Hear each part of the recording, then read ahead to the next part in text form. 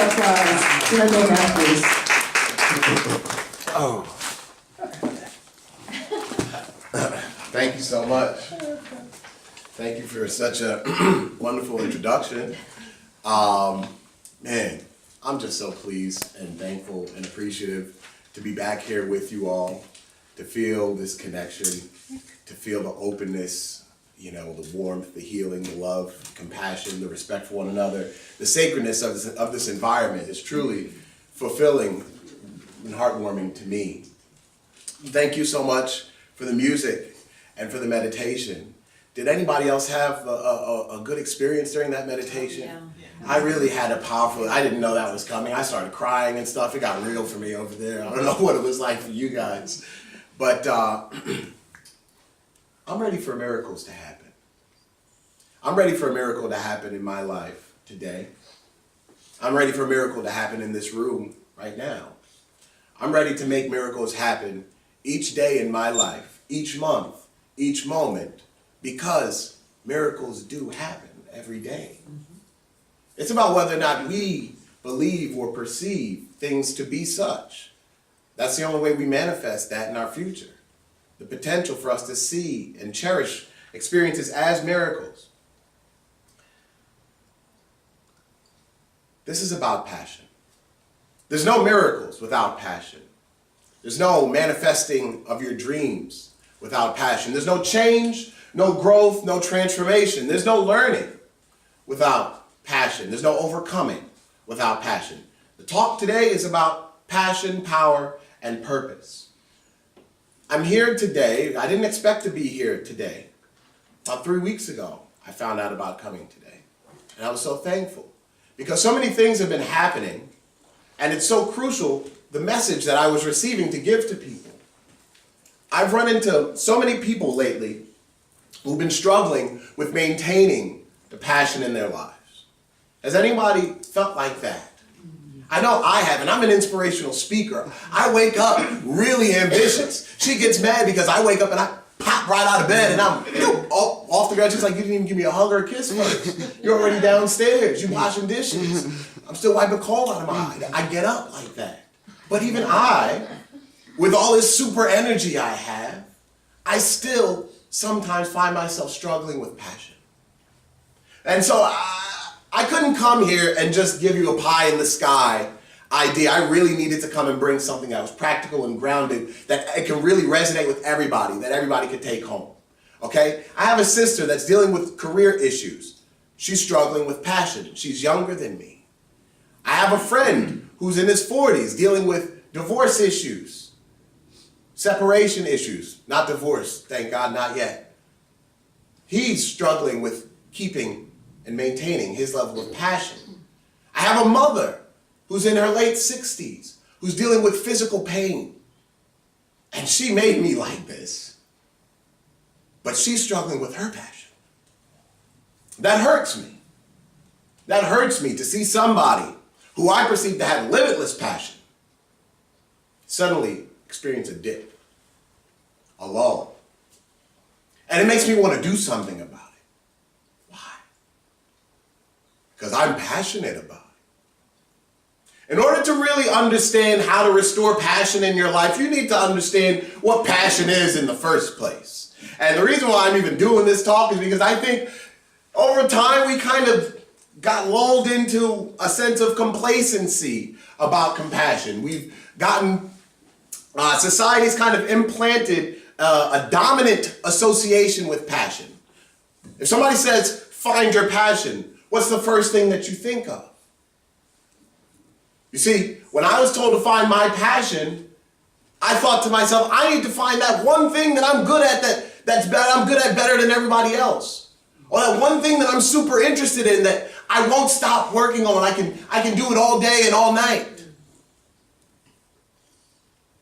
But how limiting is that? One thing? One passion? Find your one passion? Find your two passions? Passion is so much more. Passion is so much more than your highest level of interest. Passion is so much more than that skill that you think is your best trait. As a matter of fact, if you look in the dictionary, you don't even need to look in the Bible. You can look in something that doesn't even seem to be that spiritual, and you'll find the true limitless nature of passion. You look in the dictionary, it says passion is a strong and barely controllable emotion. Strong and barely controllable. Why would we be incarnated? Why would we exist with thought and passion? Why wouldn't we just have thought by itself? What's the deal with this barely controllable emotion? And what are we losing if we lose our connection to that? What's a thought without emotion, but an idea with no feeling? Albert Einstein, y'all know him, right? Raise your hand if you know Albert Einstein. I love his hair. I go for that look, it just never works. Albert Einstein said, "I have no special talents. I'm only passionately curious."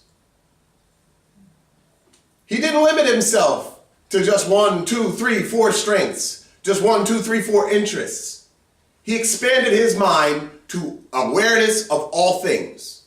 He tapped into the seeker within by accepting his passionate curiosity as something limitless in nature, something innate and intrinsic that he was born with, that he wouldn't let any obstacle, any question, any problem stop him from connecting to.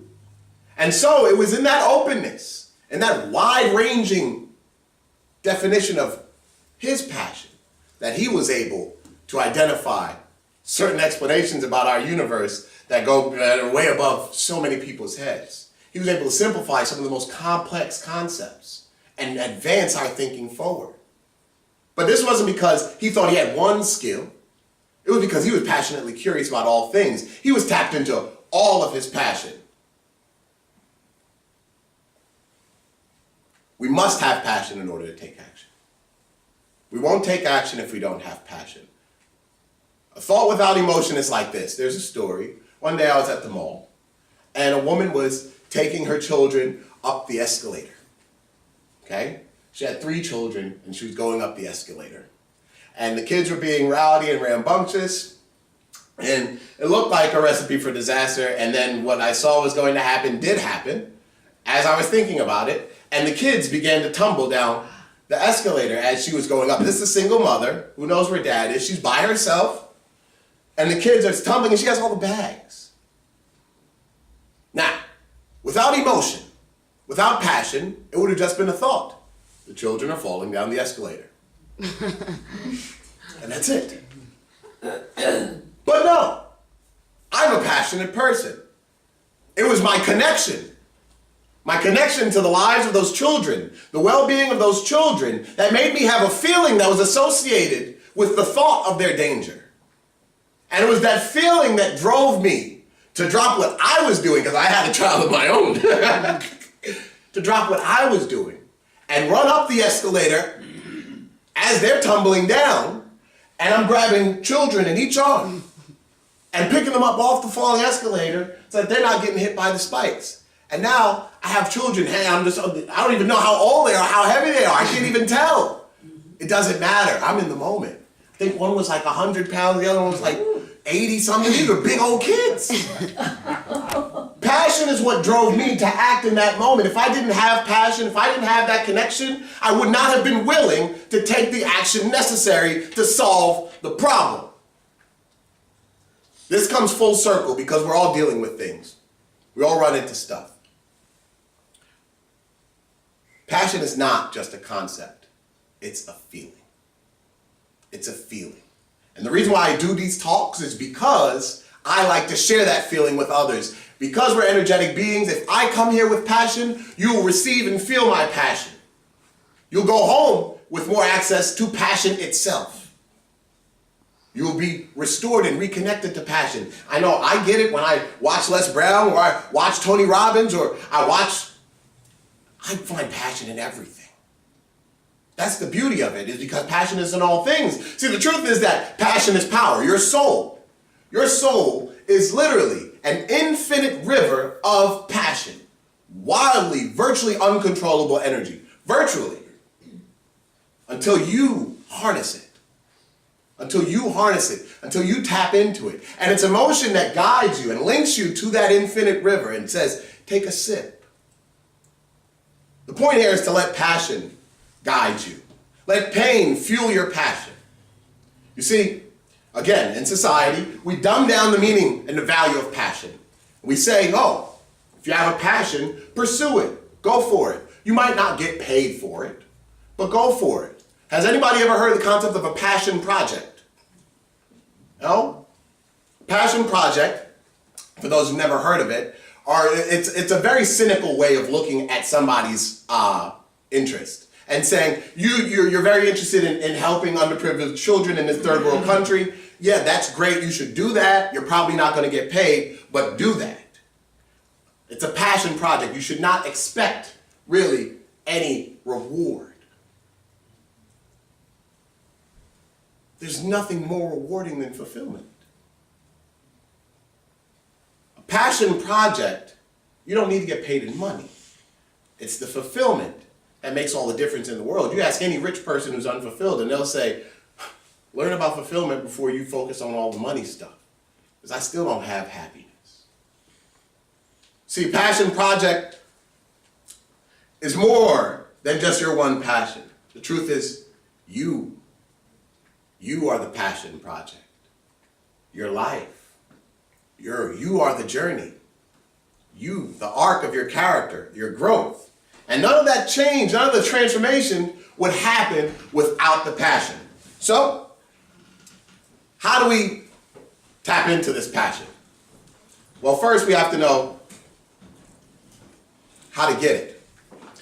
There's a popular philosopher. His name is Jean-Paul Sartre. Sartre. That's Sartre is how we do it when we're in America and Americanize it. He's a French guy. But he said, we must act out of passion before we can feel it. That's interesting. We must take the action first before we can have the feeling. See, sometimes we don't even know what's happening until we take the action. I wasn't processing, oh, I'm feeling passion, I need to go and get the children off the escalator now.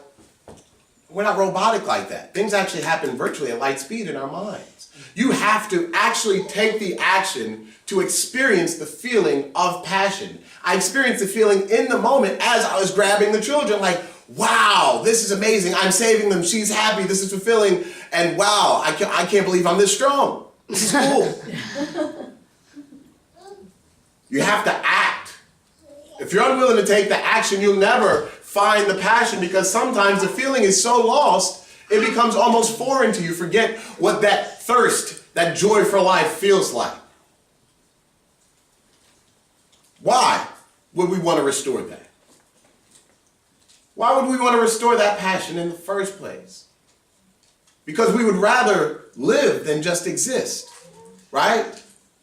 We'd rather embrace life and take advantage of each moment, each opportunity, so we can live the wisdom that we know, so we can pass on those practices through the leadership of our example, regardless of our age or height. So we can dream again and believe that dreaming is good, regardless again of our age, our sex, our race, our socioeconomic class, how much time we think we have left. Remove the limitations. Allow yourself to tap into the passion that comes with dreaming, with looking at your potential. Fulfilling activity only comes from connection. Connection cannot be found without passion. So passion must be restored if you're feeling a disconnection from self or family or your future. It has to be passion that you focus on to reconnect to all those things. And without passion, you won't have willingness. You see, we're all able, but are we willing? Okay, my mother is dealing with pain. She has rheumatoid arthritis, and she has osteoarthritis, and her hip is hurting real bad. And she's able, but she's not willing to do some of the things she used to do, because she's allowing the pain to block her from doing those things. And she's internalized certain thoughts that have kept her in that space where she's not seeing her potential for changing her situation. This is really important because this is exactly how we lose passion. I must say, out of a place of real compassion, that we all go through harm. We all get hurt. And at some point or another, something seemingly unfair happens to us in our lives. Right? If we stay in that state, if we internalize that as pain and pain only, as not an opportunity for growth, wisdom, and power, then we will be stuck in a state of pain and pain only. Now here's the scientific thing that I want you guys to take home. If you internalize a negative experience in such a way that you're constantly rolling over thoughts of resentment, maybe self-hatred, or disgust, or despising someone else, or regret, anything other than gratitude, acceptance, and appreciation, anything other than compassion and respect and love, those things will fester in you, and they will become your reality. While other people who went through the same plight will be overcoming, you'll be stuck in your own thought cycle. That thought pattern, your body will believe in. This is the crucial part. I'm talking about your autonomic nervous system. This is the part of your body, your brain, that controls all the other bodily functions while you're listening to me. You guys are still digesting breakfast from this morning. Some of y'all are breathing, hopefully everybody. Involuntarily. But the moment that we're stuck in a negative space and we've internalized our past in a negative way, our body listens to what our mind is saying and it adapts to that story and it replays it. And we breathe less complete breaths, and we move less, and we stretch less, and we exercise less, and we eat more, and we do very basic things that make our life harder. When the power for transformation literally is in now. In this moment. The only way you see that now is an opportunity and now is always now, it's always present, which means now, the present, is always an opportunity. You won't see that without passion. You won't see that without a connection to the value of life itself. So here's some self-destructive thoughts that keep us stuck. Oh, the pain will never go away. Things will never change. Oh, I'm washed up. I'm over the hill. Oh, I'm all jacked up now. It's over for me. You know, you know, sometimes, we even do it like with little children, like, oh yeah, I'm old. That's not for me anymore. Or I'm an adult. I got to put that stuff down. Guess what? Adults, I'm with you on the boat. Okay? I'm going to be 32 in June. I've officially got my adult card at some point, right? My daughter's 10. I know something, right? Oh, good. Thank you. All right? The most passionate, fulfilled adults I've ever met still have a youthful mindset. They still have joy and exuberance in their heart. They still look at the world with wonder. They still explore basic ideas like, how did we wake up this morning? Where do we go when we leave here? They still get inspired by that because even in death, there is hope. What are you going to create for your future? Tomorrow there's hope. Now there's hope. Unless you don't believe. Passion is the conduit to practical hope.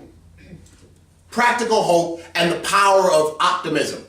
Optimism. I can't say it enough because we don't say it enough, because we don't think about it enough. We think of optimism as being unrealistic. We've done passion all wrong. Optimism is reason to believe. So if I say, there's so many people who've experienced and tried different alternative medicines to help them with their pain, and it has worked, your openness to receiving that will lead you to practical hope and logical optimism. Belief in the process and in your ability to experience the same benefits. That will link you to the willingness necessary to commit to a new action and actually take it on and give it a try without doubting it, actually believing in it from start to finish, because that's part of the process. It's actually a crucial part of the process. If you don't believe, it won't happen. You can block your own healing with your beliefs. This is the placebo effect. You understand what I'm saying? You can also promote your own healing with your beliefs. So, when we have this negative chatter, we keep our body stuck in this place where more and more pain is where we're stuck. And the truth is, we want to take ourselves out of that space and really focus on the opposites of all those things. How do we get to the opposites? The opposite of feeling like the pain's never going to go away. Find logical reasons to believe why it can, why it will. Talk to people who've overcome, and they'll lead you there. Explore within yourself the things that you were afraid to explore before, knowing that that was your ego preventing you from transcending your physical limitations. It's your soul that needs to be tapped into now. It's time to go into the river of infinite passion and take a drink. Take a sip. Take that energy and go try something new. Don't let anything stop you. Don't let anything get in your way. There's a man named Norman Vincent Peale. He wrote a book called The Power of Positive Thinking. He said, believe in yourself. Have faith in yourself. Without a humble but reasonable confidence in your own powers, you'll never be happy or successful. This is not about arrogance. No, this is about real power. You show me one confident person who isn't passionate. You show me one confident person who doesn't influence the people around them, their own environment. You show me one confident person who doesn't have a dialogue going on within them that keeps them up regardless of what everybody else is saying or doing. That optimism can't be taken away from them. They speak with conviction. And in that conviction, we see passion. And that passion is magnetic. It draws people in. Here's the thing. Oprah said passion is energy. It's power. Feel that power that comes from focusing on what excites you. We also learned from the cartoons when we were younger, use your power for good. Use your power for good. See, the thing is, when people use the passion for destructive activity, slowly the passion goes away. People involved with all the negative activities, gangs and terrorists and all that kind of stuff, when they start to take life, they become disconnected from life. One way or another, that passion goes away. It's misused passion. The same way that we can misuse passion on ourselves and destroy ourselves. Because the more we repeat something about the reality of our own life, the more passionate we become about that truth. I can't do that. Or your children will tell you you can. Your husband will tell you you can. Your wife will tell you you can. God will tell you you can when you wake up. And when you sleep, everything will tell you you can, but you were so strong in your conviction, you say, I can't do that. You walk up to somebody like me, you say, Wendell, I've lost that passion. And I'm like, wow, there's passion right there. You just misused it.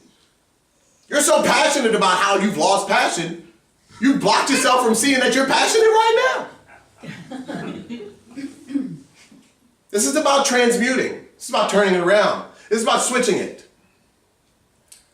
So there's so many people that came to mind during this meditation. But think about Barack Obama. Barack Obama. Would you say he's a passionate person?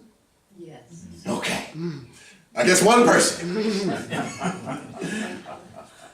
Barack Obama wouldn't have gotten to where he is, the position of leadership and the example, historical example, the precedent that he set with respect to his accomplishment in such a oppressive society, because we're still going through a lot. He wouldn't have been able to accomplish what he did without passion, without commitment, willingness, connection. And look, I'm not trying to give you a Jesus Christ example. Because Jesus Christ, we found passion there. The problem is that when we start to look at these different examples we start to think, not you guys, just in general, people get to a point where they start to think some of these examples are unattainable for them. So I want to point at somebody who was a human and we can verify it.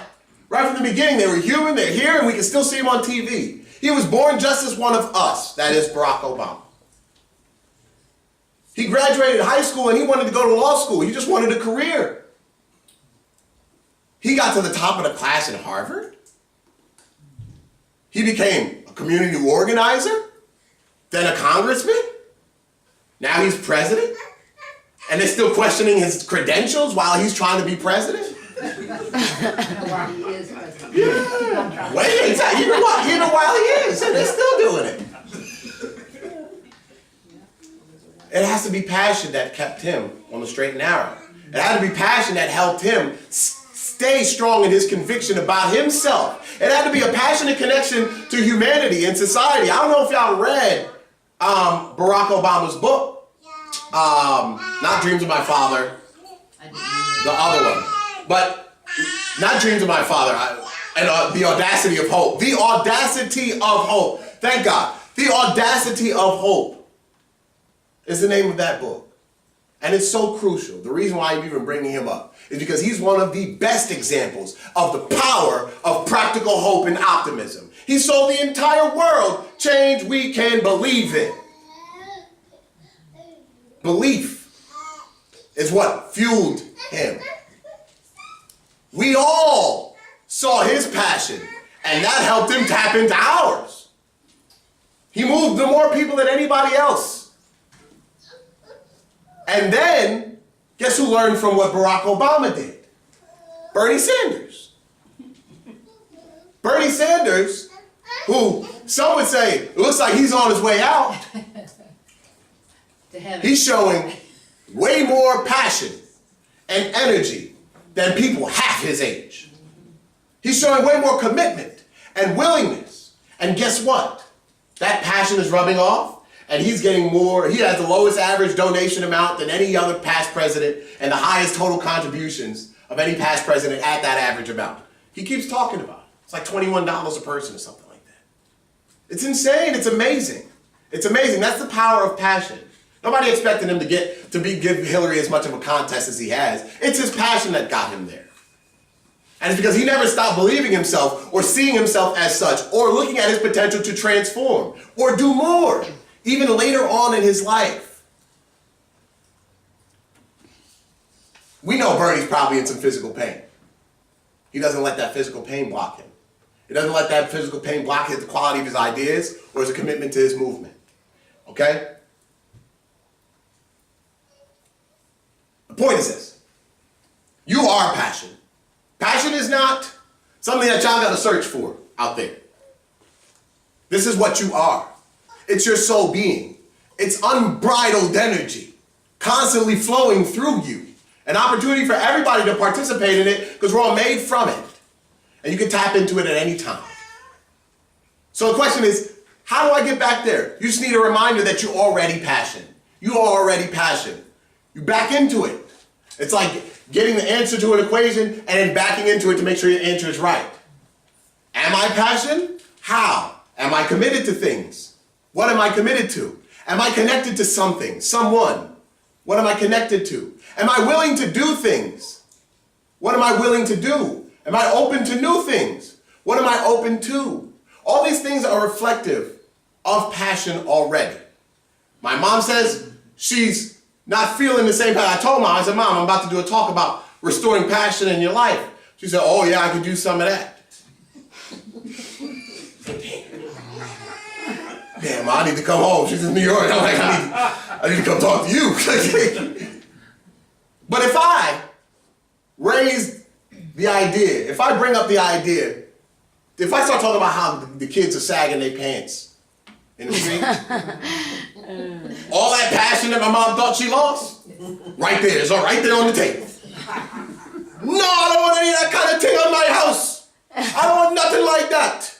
That is very bad. All of that. She'll turn up. She doesn't. She doesn't like it. She doesn't like it. She's connected to, it's not about hating that. It's about being connected to what we can be. She's connected to the potential of the young men who are caught up in their own culture. She's connected to the potential of what they could be if they